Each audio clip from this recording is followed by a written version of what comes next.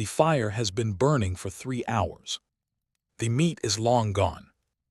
The children fell asleep where they sat, and someone moved them without waking them, that particular skill, common to every parent across every era. Around the fire now, maybe 9 or 10 adults.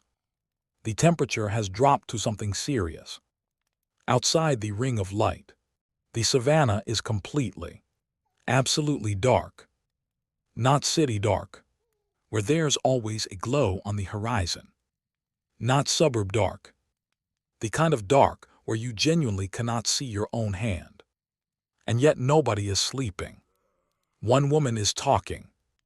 The others are listening, occasionally responding, occasionally laughing at something that has no translation.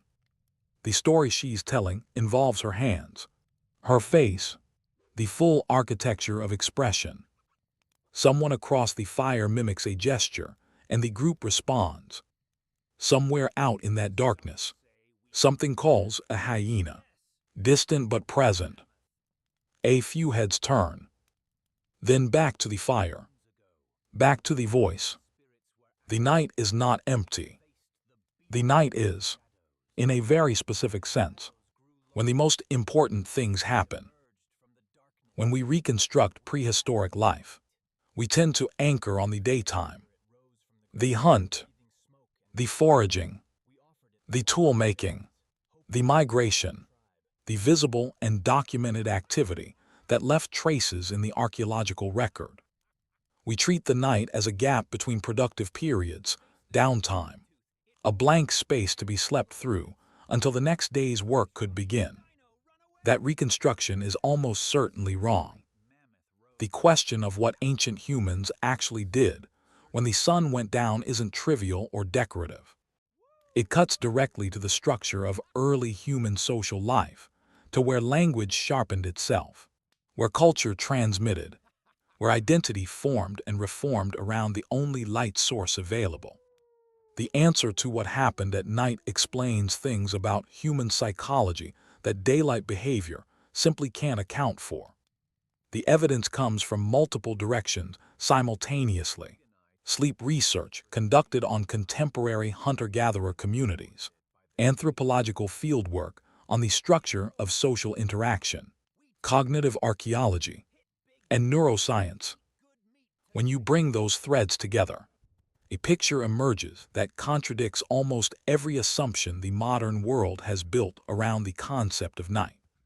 We are, it turns out, fundamentally nocturnal social animals who have convinced ourselves otherwise. And what the darkness did to our ancestors, psychologically, cognitively, socially, is still happening to us, whether we recognize it or not. Begin with fire, because you can't talk about prehistoric nights without it. Fire changes the math of darkness completely. Before controlled fire use, and the evidence for regular, managed fire goes back at least 400,000 years at sites like Kesem Cave in Israel. Potentially much earlier, night was a period of genuine physiological danger. Predators that had been manageable in daylight became something categorically different after dark. Early hominin groups almost certainly organized their behavior around getting to shelter before dark and staying there until light returned. The night, under those conditions, was a threat to be survived. Fire doesn't just provide warmth and light. It creates a perimeter. Predators, with some notable exceptions, are significantly deterred by fire. What this meant for early human groups is that fire transformed the night from a period of enforced passivity into something with genuine possibility. The threat was still present, was still real, but it was managed. The hours between dusk and dawn were suddenly available in a way they had never been before. Primatologist Richard Wrangham has argued at length that cooking with fire fundamentally altered human evolution, the caloric efficiency, the changes to our digestive systems, the restructured social arrangements around a shared cooking resource. All of that is compelling and well documented. But Wrangham and others have also noted a quieter consequence that gets less attention. Fire extended the functional day. It gave human groups hours of social time that their primate relatives simply didn't have. No other great ape gets those hours. A chimpanzee's social life ends with the light. Ours didn't. And in those extra hours, something happened. What happened, specifically, is what a researcher named Polly Wiesner spent decades trying to document. In 2014, Wiesner published a study in the Proceedings of the National Academy of Sciences that should have received considerably more attention than it did.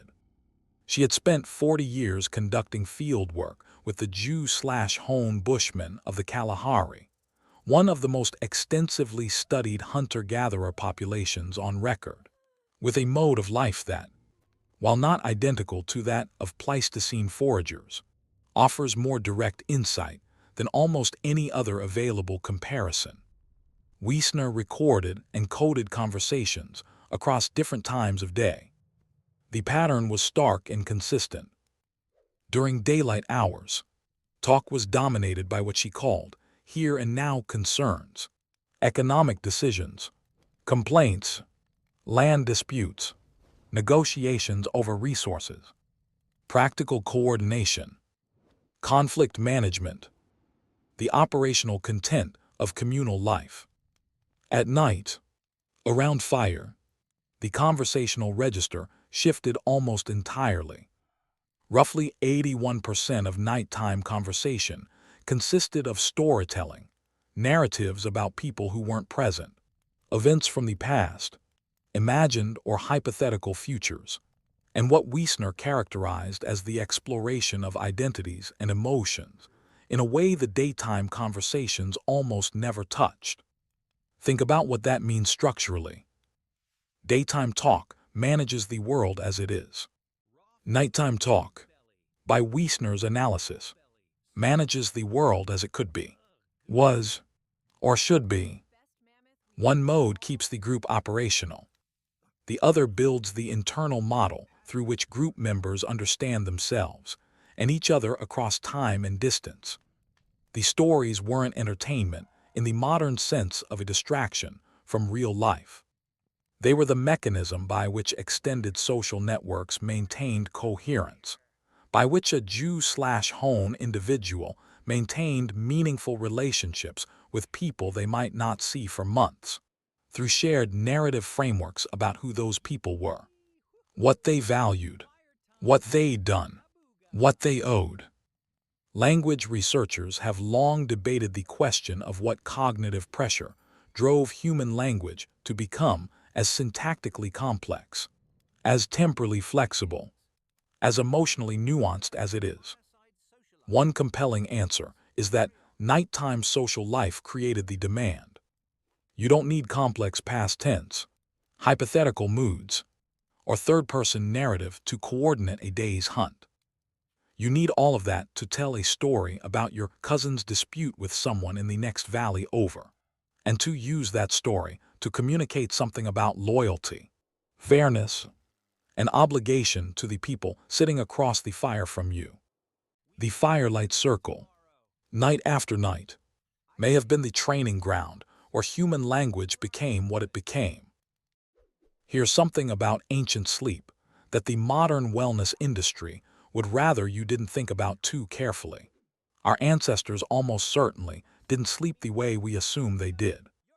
In 2015, Jerome Siegel and colleagues at UCLA published a study examining sleep patterns in 3 non-industrial communities with no access to artificial light: the Hadza of Tanzania, the San of Namibia, and the Tsimane of Bolivia. The assumption going in, shared by most sleep researchers at the time, was that these populations would show the 8+ hours of sleep that modern sleep science recommends. Return to nature. Recover the ancestral pattern. That's the premise behind a significant chunk of contemporary sleep advice. The actual data was considerably more complicated. Average sleep duration across these three populations ranged from about 5.7 to 7.1 hours per night. Not 8, not even close to 8 in most cases. They typically didn't go to sleep at dark. They fell asleep on average 3 to 4 hours after sunset. They woke before or shortly after dawn. And critically, the period immediately before sleep and the period immediately after waking were not treated as downtime. Both transitions involved continued social activity. This aligns with an older, more disruptive body of research. Historian A. Roger Eckert spent decades combing through pre-industrial historical records, diaries, court documents, medical texts, literary sources across European history, and documented what he called biphasic sleep, the phenomenon where pre-industrial people routinely slept in two separate blocks, with a period of wakefulness in between lasting anywhere from 1 to 3 hours. The first sleep and the second sleep, as they were commonly called in historical sources, were separated by a midnight interval that was actively used for prayer, for sex, for conversation with a partner, for visiting neighbors, for reflection on dreams while they were still fresh. Eckert's argument is primarily about early modern Europe rather than prehistory, but the pattern he documents bears a striking structural resemblance to what sleep researchers have found in living hunter-gatherer populations. Consolidated 8-hour sleep may be an artifact of artificial light, of industrial time discipline, of social arrangements that demand people be functional at a fixed external schedule. It may never have been the human default, which means the wasted hours of the ancient night were, in some populations, not even fully asleep hours. The night had texture. It had activity distributed through it in ways that didn't map onto simple awake-sleep binary. There's another dimension to ancient nightlife that archaeological evidence points toward, though reconstructing it requires some tolerance for inference. The great cave painting traditions of the Upper Paleolithic, Chauvet in France, dated to roughly 36,000 years ago. Altamira in Spain, the proliferation of painted sites across southern Europe between 40,000 and 10,000 BCE were almost certainly executed and experienced by firelight or lamplight. The caves themselves were dark. The artists went deep into them, sometimes hundreds of meters from any natural light source, and worked by the light of small fat-burning lamps, evidence of which has been found at multiple sites. Archaeologist Stephen Mithen and others have noted that firelight creates a specific perceptual experience with the painted figures on those cave walls. The flickering light animates them. Animals painted on uneven rock surfaces, viewed in variable illumination, appear to move. The bison charges. The horses run. What is, in flat modern lighting, clearly a static image becomes, in moving firelight, something closer to a scene unfolding in real time. The caves, under those conditions, are not art galleries. They're theaters, or temples, or both. We cannot know with certainty what the ritual context of those spaces was. But the physical evidence, the depth of the sites, the lamp technology, the care and skill of execution that implies repeated visits over extended periods, suggests that nighttime or near-dark ceremonial activity around meaningful visual spaces was part of the behavioral repertoire of anatomically modern humans from very early in the record. The night wasn't only social in the campfire sense. It had sacred registers, cognitive spaces that the darkness itself seemed to open. Now the complication. Because this version of the ancient night risks becoming its own kind of idealization. Not every night was a storytelling circle with a warm fire and a sleeping child nearby. The danger was constant and highly specific. Leopards are predominantly nocturnal hunters. In much of Africa and South Asia, where early human populations were concentrated, large cats operated most effectively after dark. Archaeological evidence from several South African cave sites shows accumulation patterns consistent with leopard caching behavior, hominin bones among the remains of other prey, the marks consistent with feline predation. Cima de los Huesos in Spain shows evidence of large predator activity around hominin populations across an extended period. The psychological weight of sustained night threat is difficult to fully reconstruct. Humans still retain measurable physiological responses to darkness that aren't fully explained by childhood conditioning: elevated cortisol, heightened auditory processing, disrupted sleep architecture. There's a reasonable argument that some portion of what we experience as nighttime anxiety isn't culturally constructed. It's a residue. Cold was a separate category of problem. In the Pleistocene, ice ages were not geological abstractions. They were lived climatic conditions that made night temperatures in much of Europe and northern Asia genuinely lethal without fire management and adequate group huddling. Sleep itself became a collective survival behavior. Shared body heat in tightly grouped sleeping arrangements, rotating periods of wakefulness for fire maintenance, the social organization of warmth. And then there was the straightforward cognitive toll of sustained vigilance in darkness, the way that anxiety compounds over hours, the way that the mind without daylight's distractions turns inward, sometimes productively, sometimes toward the kind of runaway threat modeling that serves no purpose. Dreams, in this context, weren't simply neural maintenance. They were events that happened to people who had no framework for dismissing them as mere biology. A nightmare about the predator that took your companion 6 months ago was not, in the ancient phenomenological world, obviously less real than the waking memory of the same event.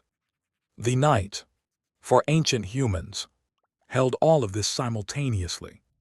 The warmth and the story and the laughter and the cold and the dark movement at the edge of the firelight and the dreams that didn't feel like dreams. Go back to the fire, back to that woman telling a story, the one that involved her hands, the one that made people laugh and then go quiet. What she was doing in that specific moment, in that specific darkness, was performing the function that held the group together across time. Not the daytime coordination, which kept them fed and organized. Something harder to name: the active maintenance of a shared inner world. A set of stories that everyone in that circle carried, that told them who they were in relation to each other and to the landscape and to the dead who were no longer there. Every human culture, across every documented period, has built some version of this around its nights. The evening meal that becomes conversation that becomes something more. The hour before sleep, when the mask of functional competence comes off and something more honest emerges. The stories told in the dark that are never told in the full glare of midday. That's not nostalgia for a simpler time. The ancient nights were often terrifying.